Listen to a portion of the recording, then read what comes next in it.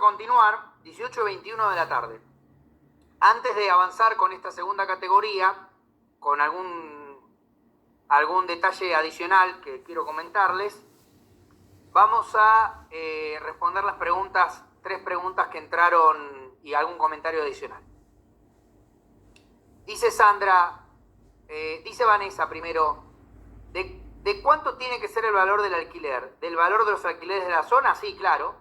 O sea, tiene que ver con una cotización que vos hagas o que la inmobiliaria haga de los valores promedio de la zona, ¿no?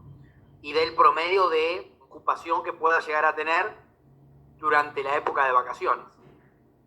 Dice Sandra, si computando los gastos, esa renta presunta da un valor negativo, ¿eso generaría quebranto? Sí, quebranto general de primera categoría que después podrá ser absorbido, podrá ser compensado por las otras categorías. Suponete que te da quebranto menos 50.000, ¿no? Y vos tenés renta de cuarta 500.000, te va a quedar una renta neta de 450. O sea, se compensa el quebranto de primera automáticamente en el mismo periodo fiscal por ser un quebranto general. Francisco, yo tengo un cliente que tenía un inmueble en donación con reserva de usufructo del padre. En 2019 lo vende. Dice Francisco. Por lo tanto, el padre renuncia al usufructo y el dinero por la venta lo obtiene el hijo. Dicho dinero es destinado en 2020 a la compra de otro inmueble. No sé si la duda corresponde a esta capacitación, bueno, pero quisiera saber cómo se declararía el ingreso de ese dinero en 2019, ya que el bien anteriormente lo venía declarando el padre. Bueno, claro, a ver, es correcto que el inmueble lo haya declarado el padre, porque en la reserva, en la cesión gratuita con derecho de usufructo, la cesión de la nuda propiedad con derecho de usufructo, ¿quién declara en bienes personales? Quien detenta el usufructo, o sea, el cedente. Si el cedente cede la nuda propiedad, pero se reserva el usufructo, justamente es él quien va a declarar en bienes personales. Pero claro, cuando renuncia al usufructo, en ese momento se produce automáticamente una cesión a favor del hijo. Entonces, el hijo, que era quien tenía la nueva propiedad, ahora tiene toda la propiedad del inmueble. Con lo cual, lo más práctico sería incorporar directamente el resultado de la... no el resultado de la venta, sino el ingreso del dinero. Sería conveniente incorporarlo en la declaración jurada del hijo, que en definitiva fue el hijo quien compró el nuevo inmueble y quien en definitiva termina teniendo la propiedad del inmueble vendido cuando el padre renuncia. Entonces, incorporar el ingreso que generó por la venta del inmueble, directamente incorporarlo como una renta no gravada en la justificación patrimonial en columna 2, bienes recibidos por herencia, legado o donación. ¿Sí? Con esa opción, con el número de quit del padre, ¿sí? Como cedente, informar ese ingreso de dinero. ¿Sí? Bien. ¿Alguna pregunta más? Sí, algún comentario más había quedado más arriba. A ver. Aide hace un comentario interesante que dice: hace una semana pedí remitos para un cliente y como no tenía presentada la DJ de ganancias del año 2018, me mandaron directamente a factura M. Era el primer pedido que hacía. Por lo visto están más estrictos y no te dan una segunda oportunidad. Dato interesante que comenta Aide, ¿sí? En relación a este tema de la solicitud de autorización de comprobantes que yo les venía diciendo, ¿sí? Así que ojo, porque es interesante el dato que comenta Aide. Gabriel dice: ¿hasta cuántos inmuebles puede alquilarse en monotributo? Hasta 3, Gabriel, siempre y cuando no tengas otra actividad o unidad o explotación o lo que fuere. Si vos sos contador, tenés un kiosco, ya tenés 2. Las 2 cosas al mismo tiempo, ¿sí? Si vos tenés, si sos contador y además un kiosco, un polirrubro, ya tenés 2. Ahí podrías tener un solo inmueble en alquiler, ¿sí? Si tenés un kiosco con una sucursal, tenés 2. O sea que también podrías tener un solo inmueble en alquiler.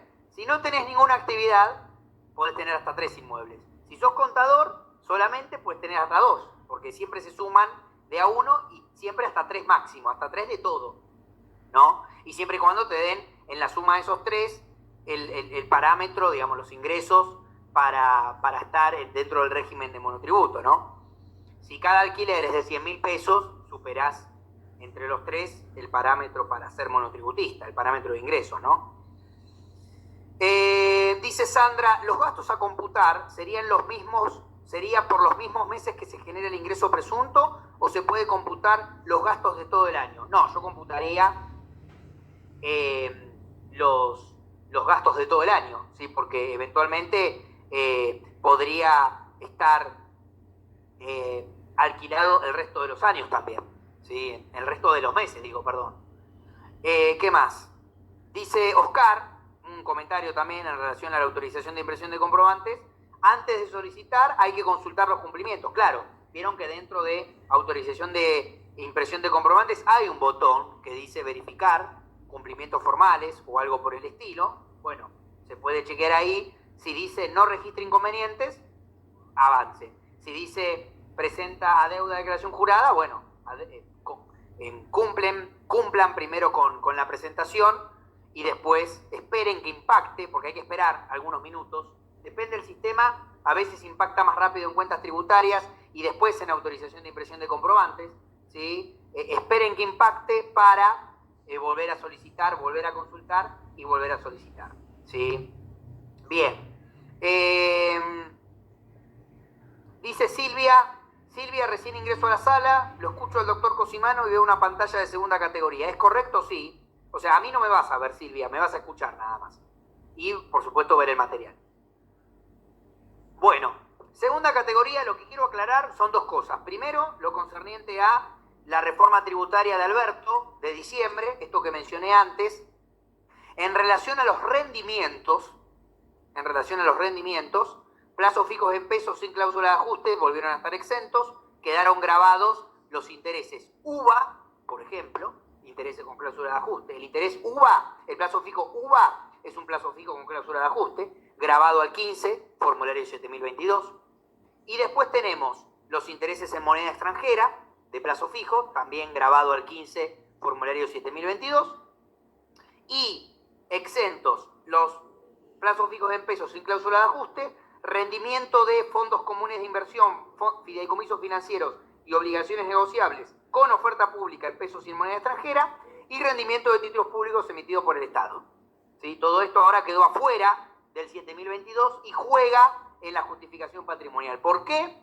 Porque el artículo 32 de la reforma tributaria no tiene vigencia, entonces la vigencia es la general. Y la vigencia general era a partir del 23 de diciembre del 2019. Y como es un impuesto anual, no es que hasta el 22 de diciembre está grabado y a partir del 23 está exento. No, está exento todo el año. Y la FIP también, en definitiva, no le quedó opción más que tomar esa interpretación, ¿sí?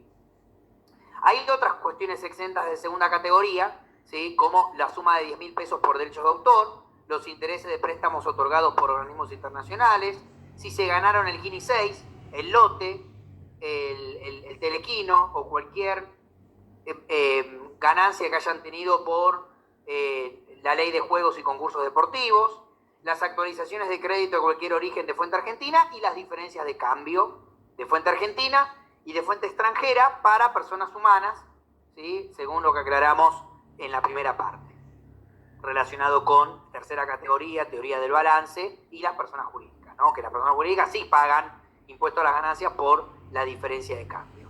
Entonces,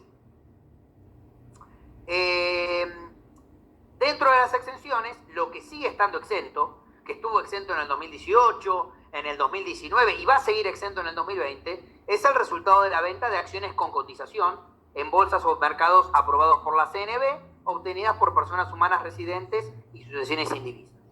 ¿Sí? O sea que si una persona compró acciones del Galicia a 130 pesos y las vendió a 150, las acciones del Banco Galicia en la bolsa, o de Techin, o de Denor, o de Transportadora Gas del Norte, bueno, están exentas el resultado de la venta y se declara como una ganancia exenta dentro de la justificación patrimonial. Esto incluye a los fondos comunes de inversión, integrados en hasta un 75% por acciones. El resultado del rescate, que es similar al resultado de la venta, cuando ustedes rescatan un fondo común de inversión, es como si lo estuviesen vendiendo. ¿Sí? Rescatar es sinónimo de venta para los fondos comunes de inversión. Entonces, invirtieron 100.000 pesos en un fondo común de inversión compuesto por acciones. Rescataron 105.000. El resultado del rescate, 5.000 pesos, como ese fondo está compuesto por acciones, en un 75% o más, también no paga impuesto a las ganancias en personas humanas.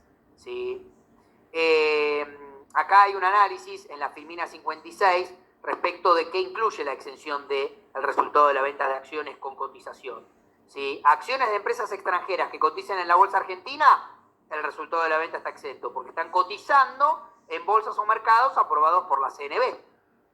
Los CDR, certificado de depósito de acciones extranjeras, también. Ahora, al revés, resultado de la venta de acciones de empresas argentinas que coticen en el exterior, esto es ganancia gravada porque justamente no están dentro del mercado argentino, ¿sí? O sea, dentro del mercado regulado y autorizado por la CNB. ¿Sí? Ahí vemos la diferencia. Bien. Me voy a ir a la Filmina, bueno, esta es la 57, no importa, la 58, ¿sí? Voy a hablar un poco de los dividendos y después me voy a cuarta categoría, ¿sí? Unos 15 minutos de dividendos porque justamente forman parte del formulario 711, entonces no quería dejarlos pasar en esta oportunidad, ¿sí? Porque están ahí dentro de la segunda categoría de fuente argentina, dentro del formulario general, pero con una alícuota diferencial del 7%. ¿Sí? Y lo más importante de los dividendos no son los dividendos que aprueba la Asamblea. Ese no sería un problema. La Asamblea aprueba dividendos, se pagan.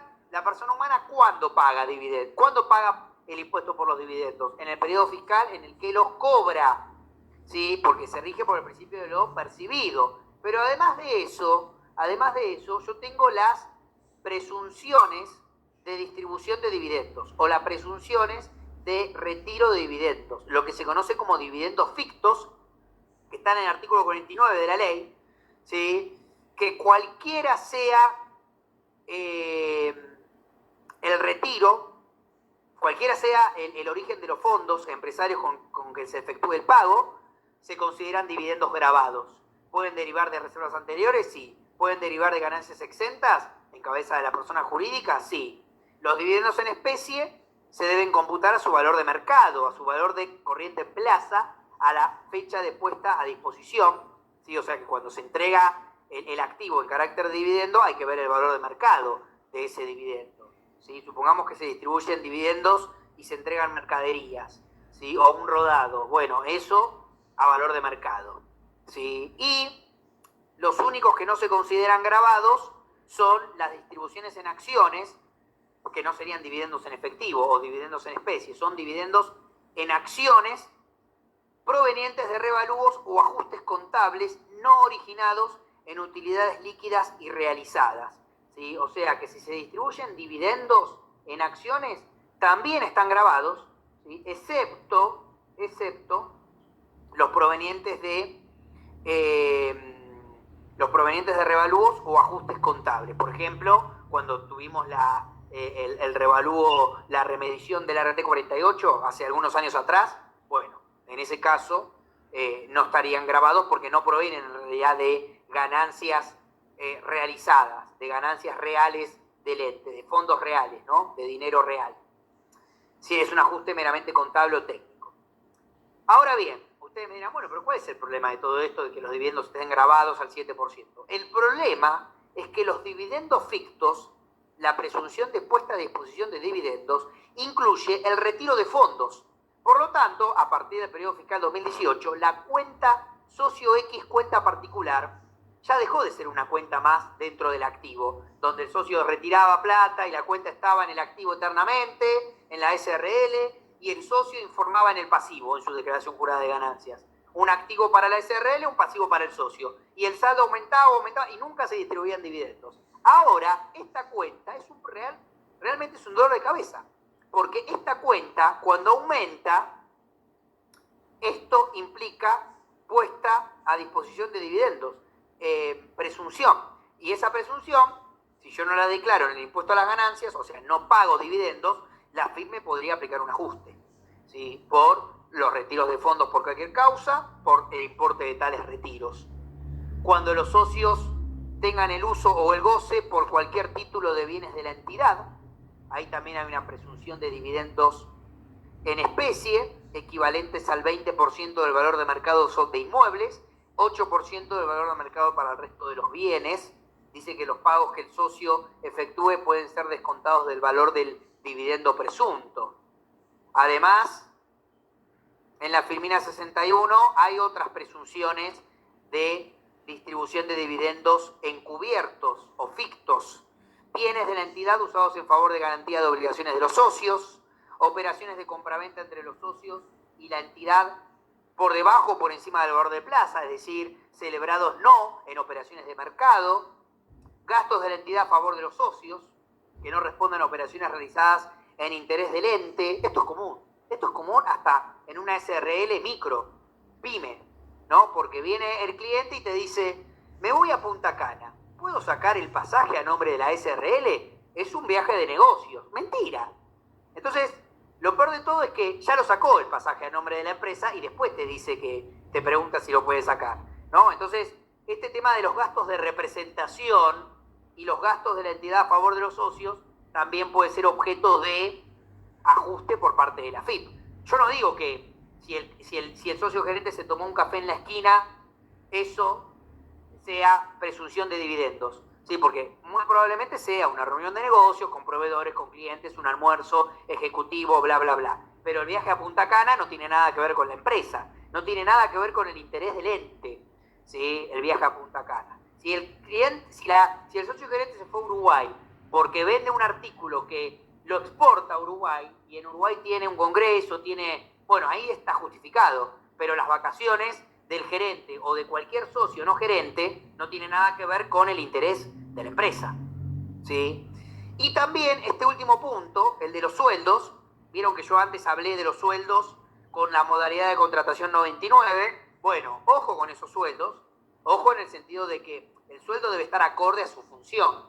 No puede tener un sueldo de 20.000 pesos porque aprovecho la modalidad de contratación que me sale barata en cargas sociales y le pongo 20.000 pesos más para que ayude a los consumos que tiene con su tarjeta de crédito. Si tiene que ser un sueldo acorde a su cargo de gerente y si le tiene que retener impuesto a las ganancias, que le retenga impuesto a las ganancias la entidad, ¿sí? Es preferible eso antes que te impugnen que el sueldo en realidad es dividendo, ¿sí?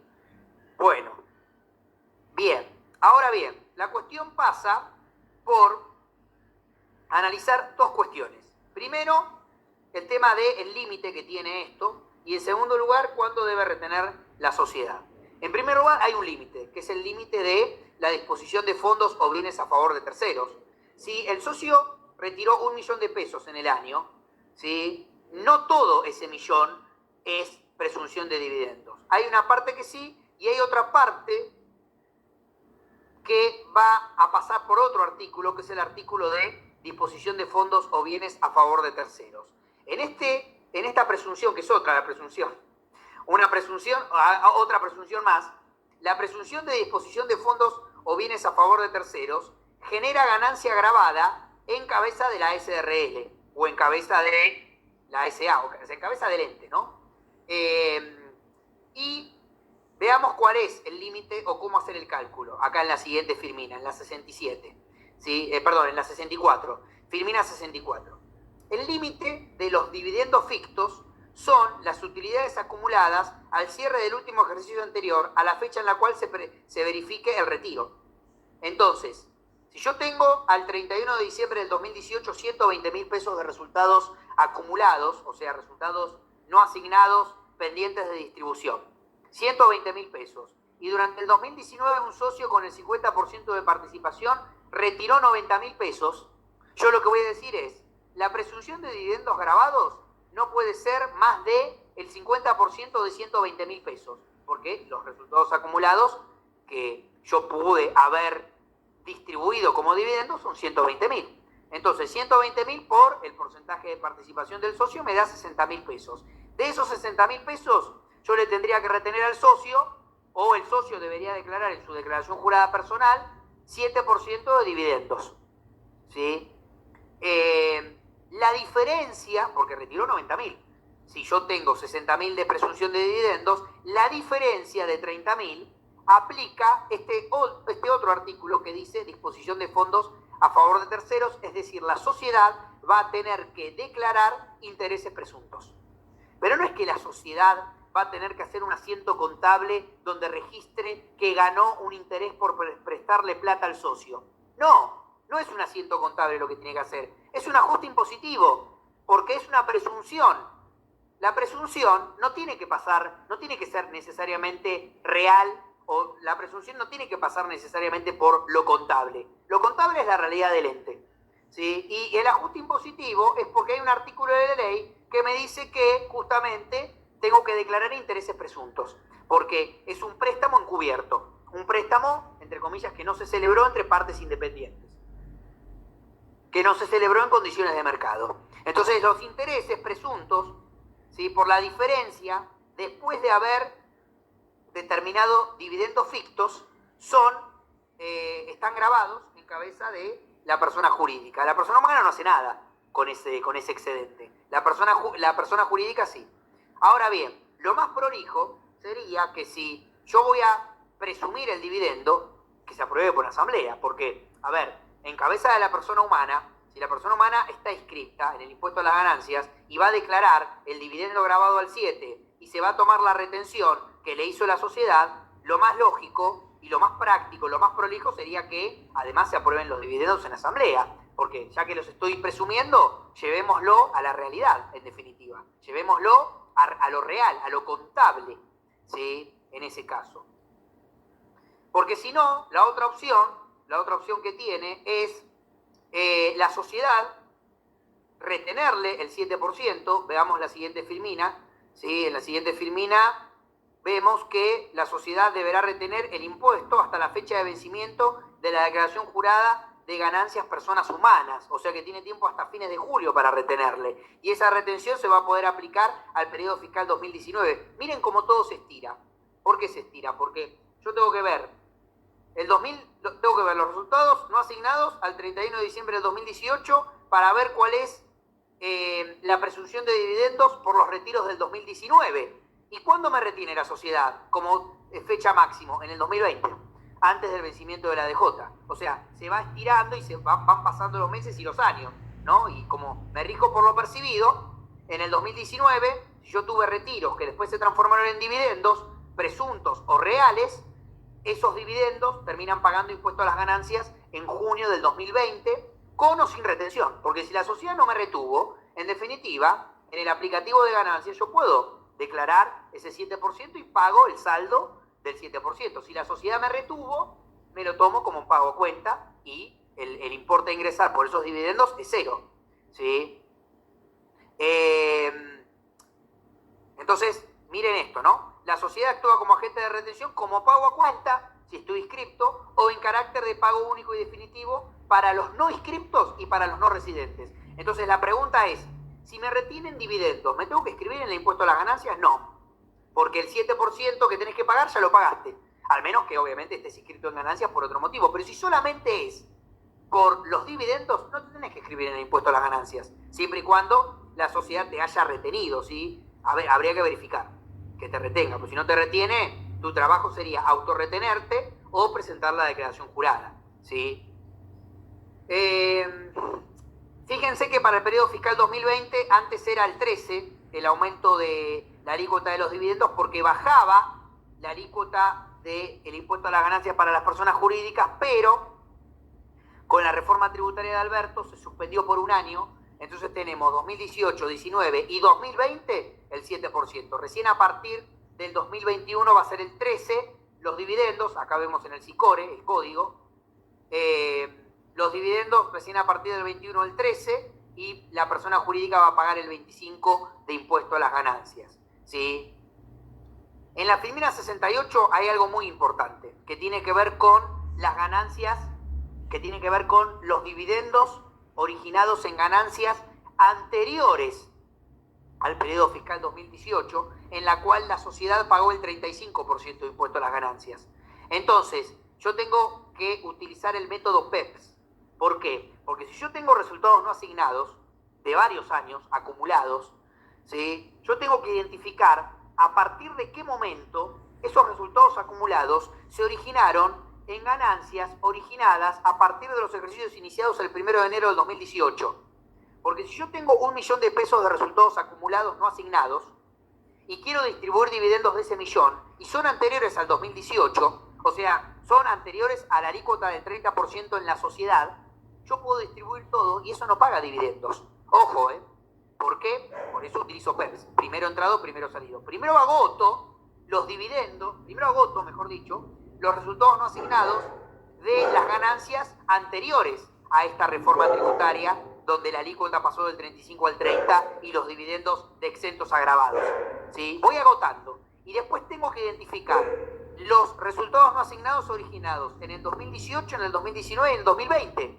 Porque esos resultados, cuando se distribuyan, van a pagar dividendos al 7 en todos los casos y después recién al 13 para el 2021. Entonces tengo que tener a mano bien un cuadro de descarga de resultados no asignados a valores heterogéneos, porque no voy a poder tomar resultados no asignados ajustados por inflación, ¿sí? Y Francisco también me pregunta, respecto a los dividendos en acciones que están exentos por provenir de ajustes contables, ¿esto incluye también el ajuste por inflación? Claro, por supuesto. Vos no podés inflar el valor de resultados no asignados o de acciones por un ajuste contable y eso que pague dividendos. Los dividendos se pagan sobre los resultados a valores nominales, heterogéneos, sin ajustar por inflación, de ganancias líquidas y realizadas, en definitiva, ¿no? Bien, Liliana antes había hecho un comentario que decía, las tarjetas de crédito corporativas son un tema en relación a los gastos que tienen los titulares que no son a favor del ente, ¿no? Claro, esto justamente también pasa, porque la tarjeta corporativa la termina utilizando el socio para comprar en el supermercado, ¿sí? En coto. Entonces, eso tampoco sería un gasto y encima pide facturada, ¿no? Claro, pide facturada y la computa la entidad. Bueno, eso tampoco correspondería, ¿no? A ver, ¿cuándo va a saltar? ¿Va a saltar en algún momento? Sí, puede saltar en una inspección. Si la sociedad no lo declara como dividendo y el socio tampoco, como dividendo ficto o real o como quieran, puede detectarse en una inspección. ¿Y cuál es el aval que tiene la FIP? Nada más y nada menos que la ley del impuesto a las ganancias, ¿no? Semejante aval para ajustarte dividendos al 7%, ¿sí? Sobre todos esos tickets de supermercado, tickets de combustible eventualmente, o sea, vos tendrías que salir a discutir y a justificar qué gasto y cómo está relacionado con el interés del ente, ¿no? Supongamos que el gasto del supermercado en realidad era para el comedor de la empresa. Ah, bueno, entonces está bien, ¿no? Pero no tiene, la empresa no tiene comedor. Ah, qué problema. Bueno, entonces eso hay que observarlo. Bueno, acá en el aplicativo de ganancias, fíjense, fuente ganancias personas humanas, fuente argentina, segunda categoría, dividendos. La segunda categoría tiene dos partes dentro de la fuente argentina, dividendos y otros. Dentro de los dividendos tenemos el quit del ente, en la clase de acciones o cuotas partes del título que tiene,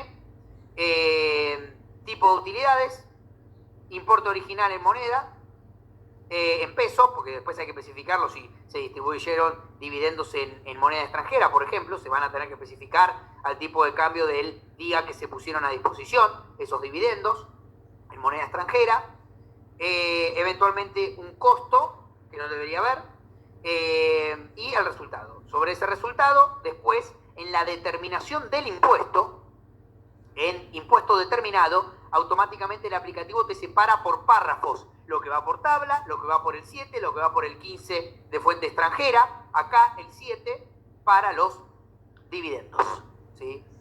Y otras utilidades asimilables, dice. ¿Por qué otras utilidades asimilables? Porque puedo tener, además de dividendos reales, puedo tener presunción, ¿sí? Bien. Bueno, me voy a ir directamente a la filmina. Ya llegamos, a la filmina no, 75 no, porque hay algunas cuestiones de tercera que simplemente para que lo tengan. ¿sí? Me voy a la filmina 77, porque ahí voy a hablar de la cuarta categoría, completa. ¿Sí? Pero antes tengo dos preguntas. Dice Walter, en el caso de una empleada en relación de dependencia que ha tenido un total de sueldo anual de 600.000 pesos y es monotributista, cobra una pensión por viudez, ¿se puede presentar por régimen simplificado? Sí, claro. Sí, porque la pensión es también renta del artículo 82, inciso C. Acá, mirá, jubilaciones, pensiones. ¿Sí? En el caso de un profesional, igualmente, Walter, presta atención porque ahora cuando hable respecto de la cuarta categoría voy a hacer una aclaración respecto de las jubilaciones, respecto de la gravabilidad de las jubilaciones. También dice, ¿se puede presentar por régimen simplificado? Sí, se puede. En el caso de un profesional jubilado que cobra una jubilación como profesional establecida por la Caja Provincial y a su vez es monotributista por los ingresos que tiene por alquileres, ¿tendría que presentar el formulario 711 de ganancias? No. ¿O solo con la DJ de bienes personales es suficiente? Es suficiente si está inscripto y está alcanzado por bienes personales, efectivamente. ¿Qué más? Y Lucas después preguntó, ¿esto aplica, los dividendos fictos, aplica solamente para socios de SRL o para accionistas de sociedad anónima? No, para cualquier tipo de sociedad regularmente constituida. Sociedad anónima, SRL, SAS, sociedad en comandita simple, en comandita por acciones, colectiva, ¿sí? No las sociedades de hecho y las sociedades de la sección 4, capítulo 1 de la ley 19.550, en donde en realidad no están inscritas en ganancias, sino que los socios están inscritos en ganancias, ¿no? Y se atribuyen la renta de la sociedad irregular. Pero después, en lo concerniente a sociedades regulares, se aplica a todas las sociedades, ¿sí? Bueno, cuarta categoría, trabajo personal. Nosotros ya algo hablamos del trabajo personal, ¿no? Porque hablamos de los cargos públicos y gastos protocolares, el inciso A, trabajo personal en relación de dependencia, jubilaciones, pensiones, retiros, beneficios de planes de retiro privado, servicios personales prestados por socios en cooperativas, y aparecen los profesionales liberales, las profesiones liberales, nosotros, los abogados, los ingenieros, los arquitectos, oficios, un pintor, un metalúrgico, un tornero, ¿no? Albacea, síndico y mandatario. Directores y administradores de sociedades también aparecen. Y corredores, viajantes de comercio y despachantes de aduana, ¿sí? Entonces, si lo puedo encuadrar en cuarta, lo encuadro en cuarta. Si no, va a quedar como tercera categoría, que atrás en el material están los intermediarios, consignatarios, no incluidos expresamente en cuarta, van por tercera. ¿Y cuál es la diferencia? Y la diferencia es que acá me rijo por lo percibido y allá me rijo por lo devengado, ¿sí? Entonces, mandatario. ¿El productor de seguros es un mandatario? ¿Ustedes qué opinan? Es un contrato de mandato, en definitiva. Si no, lo podemos pensar como un oficio al productor de seguros. O sea que también entraría en cuarta, ¿no? En tal caso. Bueno, directores y administradores de sociedades, lo que comentábamos anteriormente, el tema del socio gerente que percibe un honorario por su labor de gerente, socio gerente o no socio, pero gerente en definitiva, ¿no? Corredores, viajantes de comercio y despachantes de aduana también están acá adentro, ¿sí? En cuarta categoría. Entonces, veamos en la filmina 78, ganancias exentas. ¿Hay ganancias exentas de cuarta? Sí, hay algunas cuestiones a analizar. Veamos cuáles son. Primero, las remuneraciones de diplomáticos extranjeros en el país a reciprocidad. Es decir, si en ese país los diplomáticos argentinos están exentos del impuesto a las ganancias, acá los extranjeros diplomáticos también lo van a estar. Indemnizaciones por antigüedad en caso de despido o en caso de muerte o accidente o enfermedad. ¿Sí? Esto en relación a la indemnización del artículo 245 de la Ley de Contrato de Trabajo. Lo que no está exento es el preaviso, ¿sí? O las vacaciones no gozadas, o el SAC sobre el preaviso, o el SAC sobre las vacaciones no gozadas, o la integración del mes de despido, o el sueldo proporcional del mes. Todo eso sigue grabado. Pero la indemnización del 245, o la que la reemplaza en caso de muerte, accidente o enfermedad, sí está exenta. También se agregaron como exentas las remuneraciones percibidas en concepto de guardias obligatorias, ya sean activas o pasivas, por profesionales, técnicos, auxiliares y personal operativo de los sistemas de salud pública, cuando la prestación del servicio se realice en un centro público de salud ubicado en zonas sanitarias desfavorables. O sea que no todas las guardias están exentas, no todos los sueldos o las remuneraciones que perciban los profesionales de la salud por las guardias que hacen de 12 horas, 24, lo que fuere, están exentas. Tienen que cumplir ciertos requisitos, que sea en un centro de salud y ese centro de salud tiene que estar ubicado en una zona sanitaria desfavorable, ¿sí? En fin, bastante complejo, bastante, digamos, rebuscado para otorgar una exención, ¿no? Bien.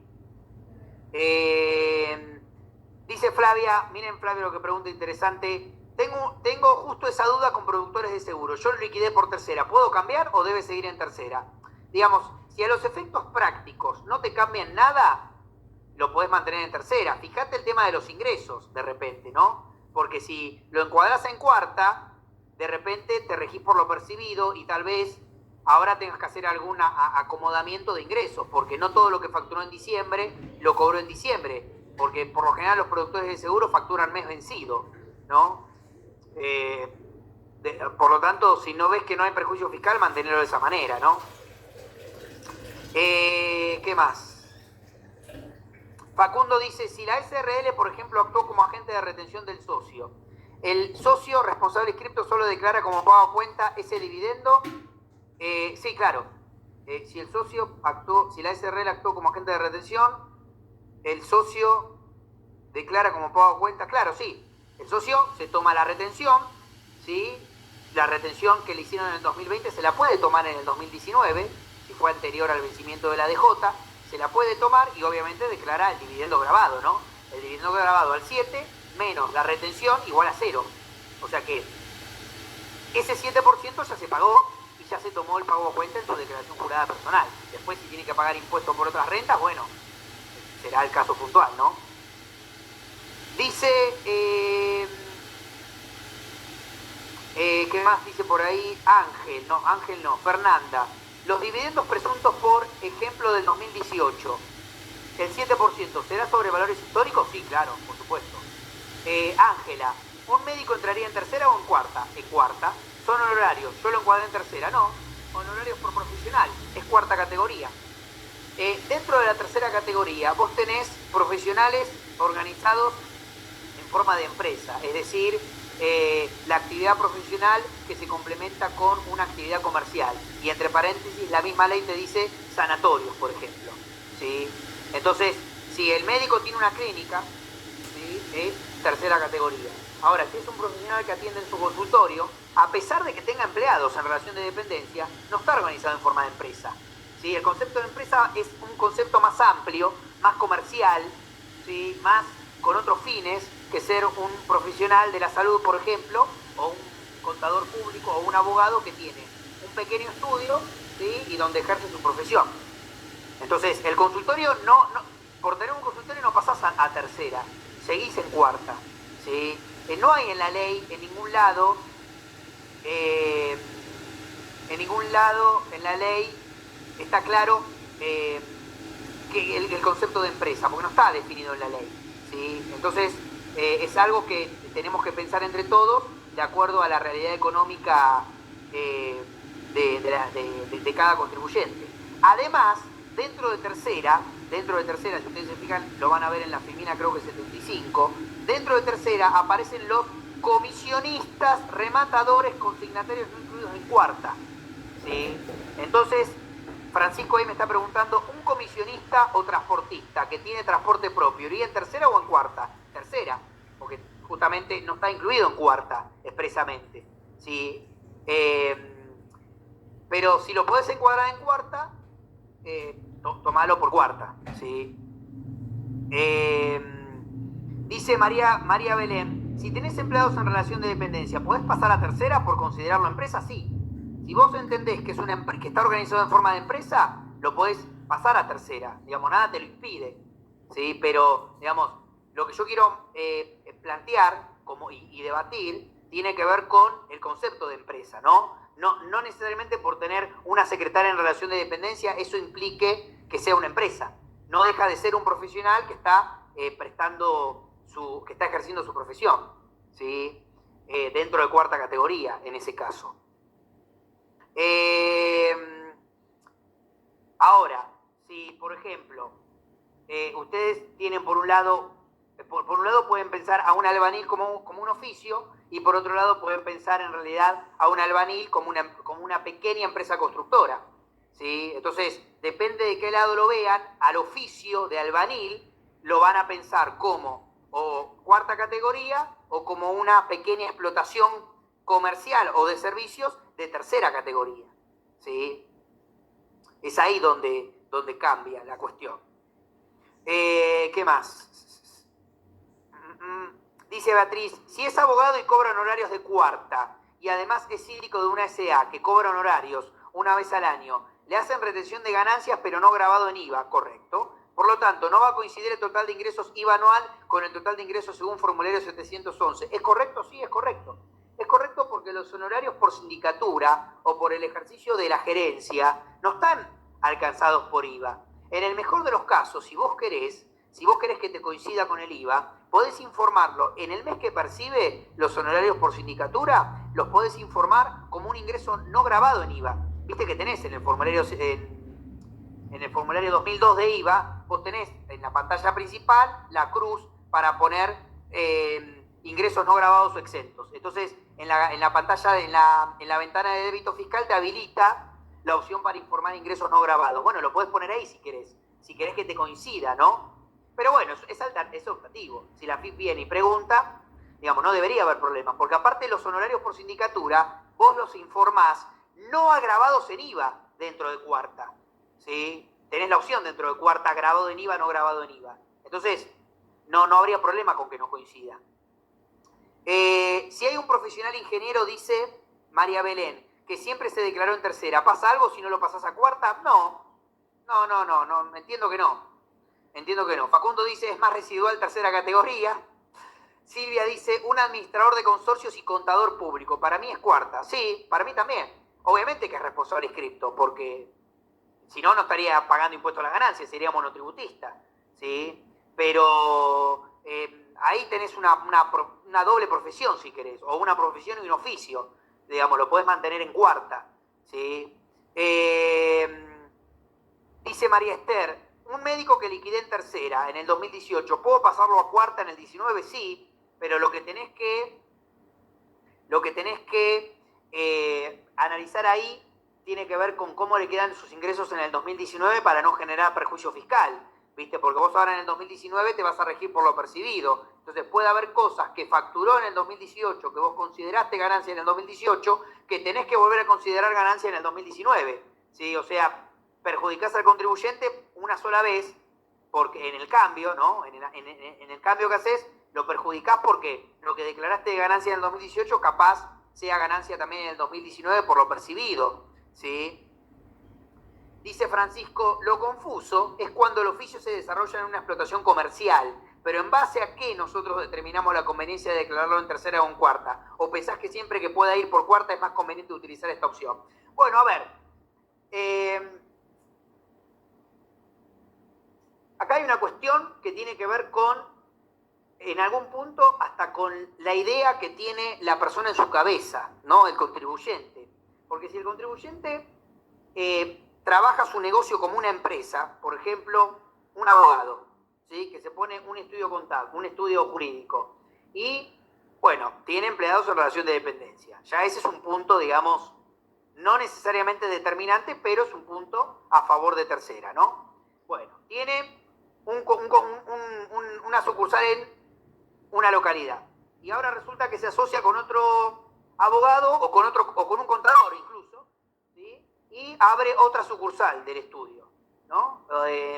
Entonces, y arma publicidad, ¿no? Entonces, se abre una página web y empieza a manejar casos y empieza a tercerizar los casos con otros abogados. Entonces ya se empieza a transformar más aún en una empresa, porque la mente de ese abogado funciona como empresa, no funciona como un mero profesional, ¿sí? Que está trabajando en su escritorio, contestando demandas, etc. ¿Sí? Sino que va más allá y piensa a su negocio como una empresa, como algo más grande que el mero ejercicio de una profesión. ¿Sí? Entonces ahí, en la explotación comercial que vos hacés de tu oficio, vas por tercera. ¿Sí? Si no, te quedas en cuarta. Porque vos taxativamente estás incluido en cuarta, arrancando en cuarta. Vos arrancás en cuarta, ¿sí? Donde tenés tu profesión. Pero si después esa profesión se empieza a transformar en algo más grande, ¿sí? No hay duda, no cabe duda de que, por ejemplo, los estudios de auditoría multinacionales declaran por tercera. ¿Sí? Y ni siquiera son unipersonales, ¿no? Pero supongamos que fuese unipersonal. Obviamente son sociedades, pero en tal caso, ¿no? Pensándolo a ese nivel. Entonces todo depende de la impronta que le dé el profesional a su estudio, ¿sí? A su negocio. ¿Sí? Si ustedes tienen, cualquiera de ustedes tiene un estudio contable con 5 empleados en relación de dependencia, ¿sí? O sea, tienen un estudio mediano, ¿no? De chico a mediano, con 5 administrativos que cargan factura, liquidan impuestos y demás. Yo, en principio, podría pensar que sigue siendo de cuarta categoría el ingreso, ¿sí? Porque es el ejercicio de la profesión, con herramientas que tiene el ejercicio de la profesión. Por ejemplo, empleados en relación de dependencia. O sea, tener un empleado en relación de dependencia es una herramienta, no es una empresa, en definitiva. ¿Sí? Pero si vos a eso le sumás servicio de consultoría, empezás a tercerizar servicios, te asociás con un abogado, empezás a salir en la tele, ¿no? Porque, no sé, contratás publicidad para la televisión o contratás publicidad para escribir en ámbito.com, esas cosas existen, ¿no? Escribir una nota en ámbito o escribir una nota en iProfesional y empezás a crear una marca de tu estudio y qué sé yo, ya te estás pareciendo más una explotación comercial, con otros fines, ¿no? Entonces, con fines de ganas de crecer, en definitiva. Eso se transforma en una explotación comercial, ¿sí? No está claro el concepto, pero hay que hacer un poco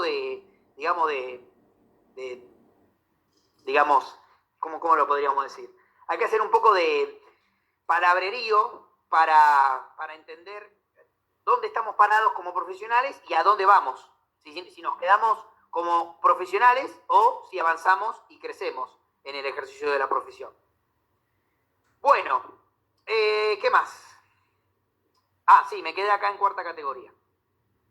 Bueno, también en el 2018, un decreto de Macri, el 976, que consideró ganancias grabadas de cuarta categoría ciertas indemnizaciones, entre comillas, vinculadas con las de vinculación laboral de cargos directivos. Sí, acá en la Filmina 70 y... ¿Dónde estoy? En la 70... Estoy un poco más adelante, porque me corrí de... Acá, en la 79. En la 79 aparece esto, ¿sí? Me voy a ir al 80, que el 80 todavía es más interesante, porque el 80 me habla de las horas extras, ¿sí? Las horas extras exentas, ¿sí? En la Filmina 80, son exentas la diferencia entre el valor de la hora extra y el de la hora ordinaria que perciban los trabajadores por los servicios prestados en días feriados inhábiles y durante los fines de semana. Entonces, ¿toda la hora extra está exenta? No. La hora extra, por ejemplo, del domingo, ¿sí? O de un lunes feriado, o feriado puente, no laborable. No laborable no es feriado. Entonces, tengo el valor de la hora total, 300 pesos, de los cuales 150 es el valor de la hora normal, eso está grabado. Los otros 150, para llegar a 300, está exento.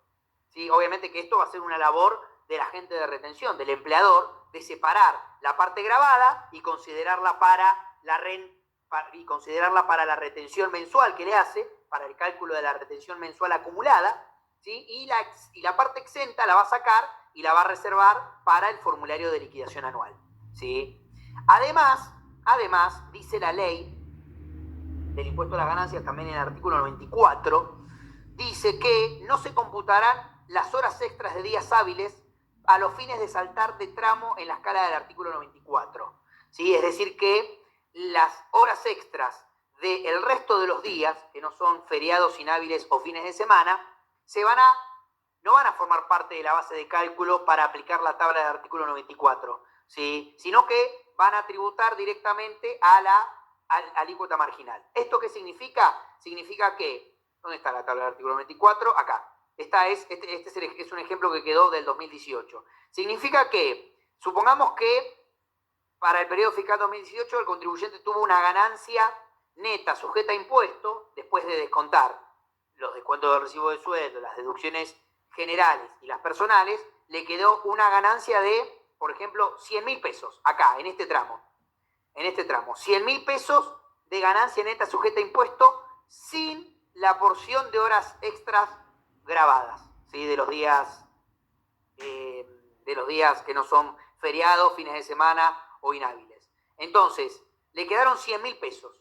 Saco las horas extras grabadas y va a tributar en este tramo, que es el 15%,